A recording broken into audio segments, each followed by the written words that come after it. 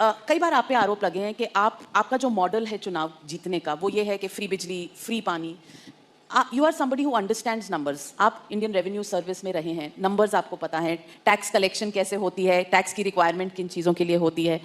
क्या ये फ्री के जो पॉपुलिस्ट बांटने की इलेक्शंस के दौरान जो ये एक आदत सी पॉलिटिकल पार्टीज में बन गई है, क्या ये लॉन्ग टर्म सस्टेनेबल है?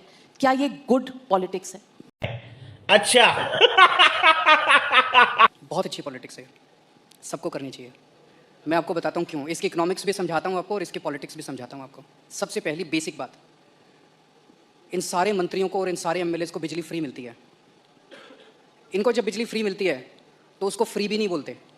और जब जनता को, इनको 4-4 हज़ार यूनिट बिजली फ्री मिलती है महीने की, और मैं जनता को 200 यूनिट फ्री बिजली देता हूँ, तो इनको सबको तकलीफ होती है। क्यों?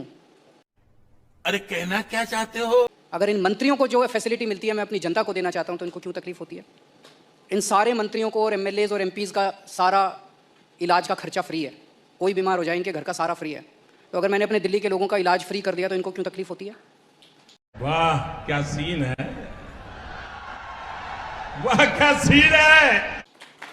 जो जो चीज़ें इन मंत्रियों को और इन संतरियों को मिलती है मैं अपने लोगों को देना चाहता हूँ। नंबर 1, फ्री पेट्रोल भी दिलवा दीजिए। हाँ, फ्री पेट्रोल भी दिलवा दीजिए, सबको चाहिए। एमएलएस को भी मिलती है।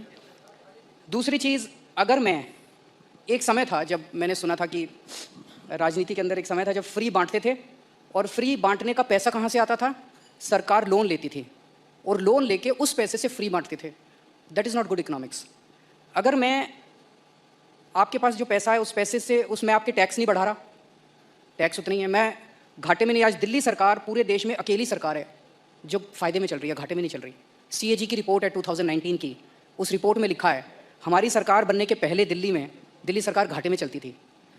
हमारी सरकार बनने से तब से लेकर आज तक दिल्ली सरकार अकेली सरकार है पूरे देश के अंदर जो फ़ायदे में चल रही है। मैं सरकार फ़ायदे में चला रहा हूँ, मैं कोई नया टैक्स नहीं लगा रहा, मैं कोई लोन नहीं ले रहा।